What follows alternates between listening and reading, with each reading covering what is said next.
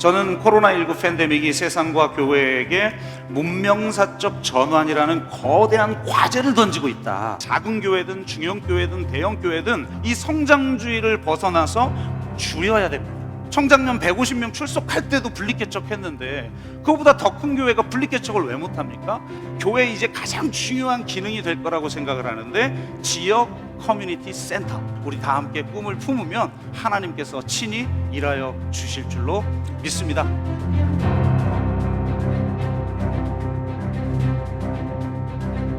이분도 좀 강의 제목이 불안합니다. 탈성장 교회인데 이분이 말씀하시는 또 다른 의미의 교회 성장을 위한 또 다른 탈성장이라고 하는 이런 역설적인 이야기들을 어떻게 풀어내실지 이도영 목사님 나오겠습니다.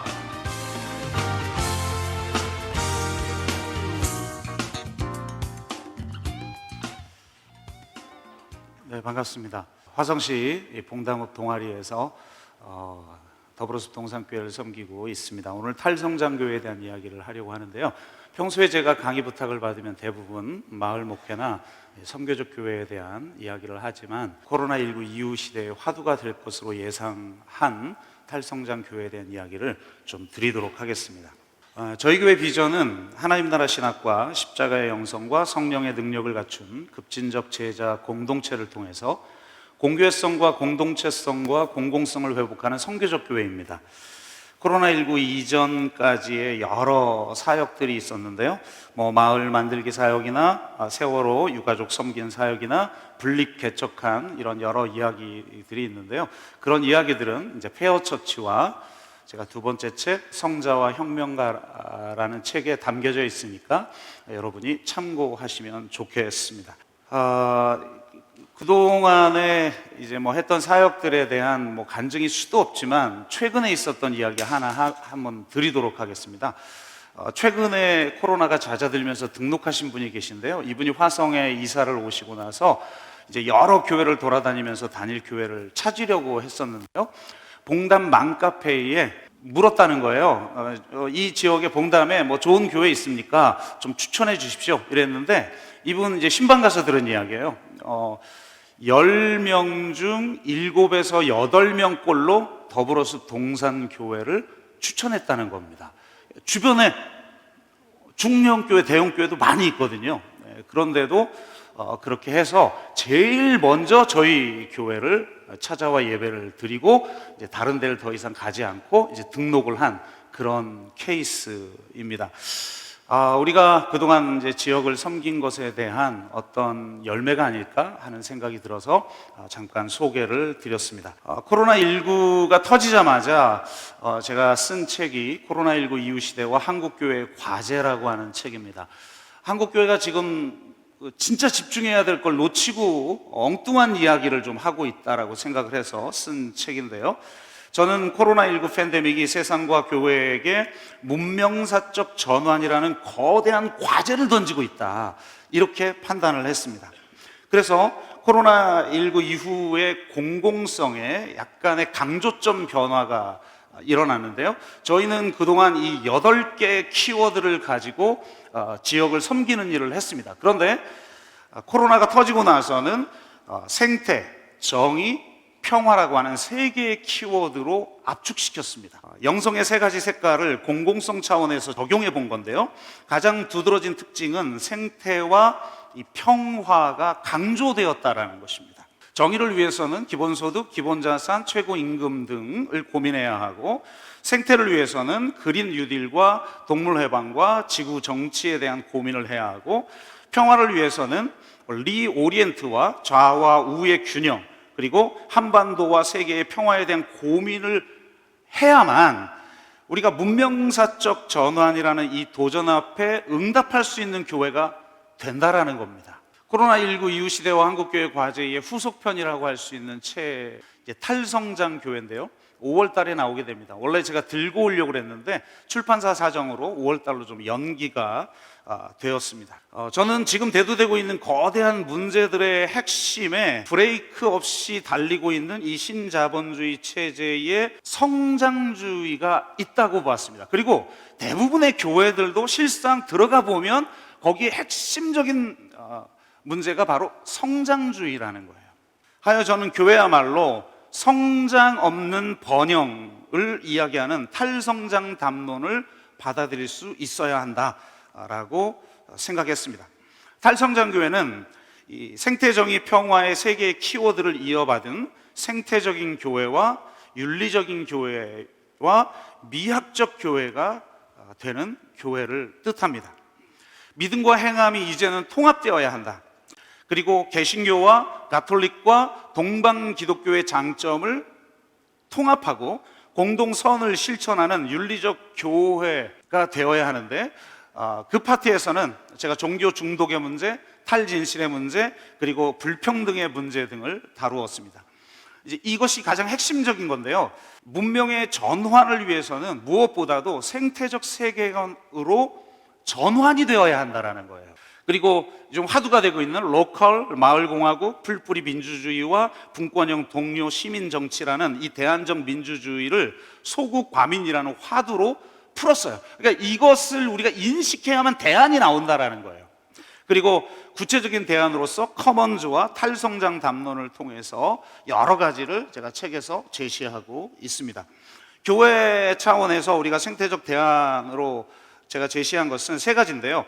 생태적 패러다임으로 문화와 조직을 전환시키는 녹색교회, 그리고 작은 교회들이 예배 시간을 나누어 한 공간을 지금 나누어 사용하고 있는데, 이제 그것을 넘어서 조직적 연합이 이루어져야 된다. 그러지 않고는 지금 이 시대에 대한 대응을 작은 교회들이 각계규파식으로는 너무 어렵다라는 거예요. 그래서 아예 조직적 연합을 통해 선교적 교회를 실험하는 공유 교회가 만들어져야 된다. 그리고 작은 교회 운동을 넘어서 적정 교회 운동을 해야 한다라고 보았습니다. 지금은 파국적 상황이기 때문에 작은 교회든 중형 교회든 대형 교회든 모두가 이 성장주의를 벗어나서 교회의 형평과 단계에 맞게 적정 규모, 이거 굉장히 싫어하실 텐데 한국 교회는 줄여야 됩니다.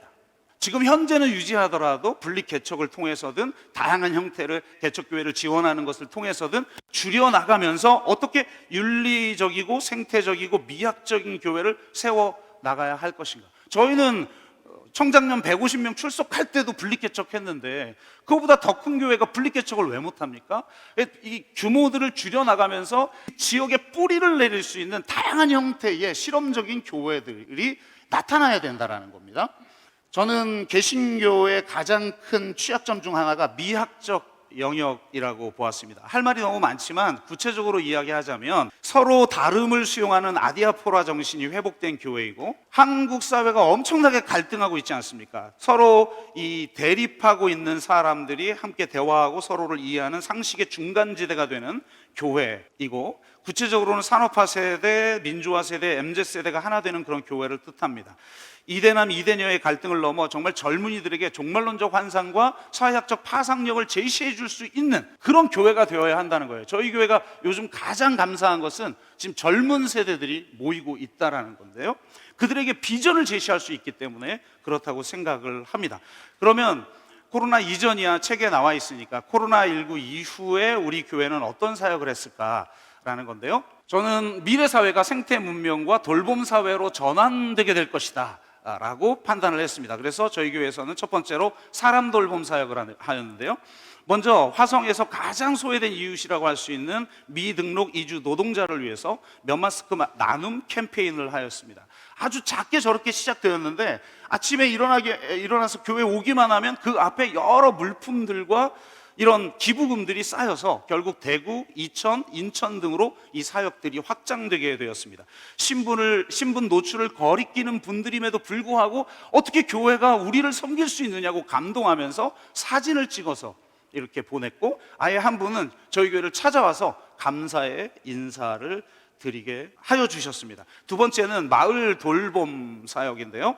코로나 시기 때문에 이전보다는 활발하게 할 수 없었지만 우리가 어쨌든 여기에 적응하면서 해야 한다. 특히 국가와 가정조차 마비되고 있던 시대에 가장 힘들었던 사람들 중 하나가 주부와 아이들이었죠.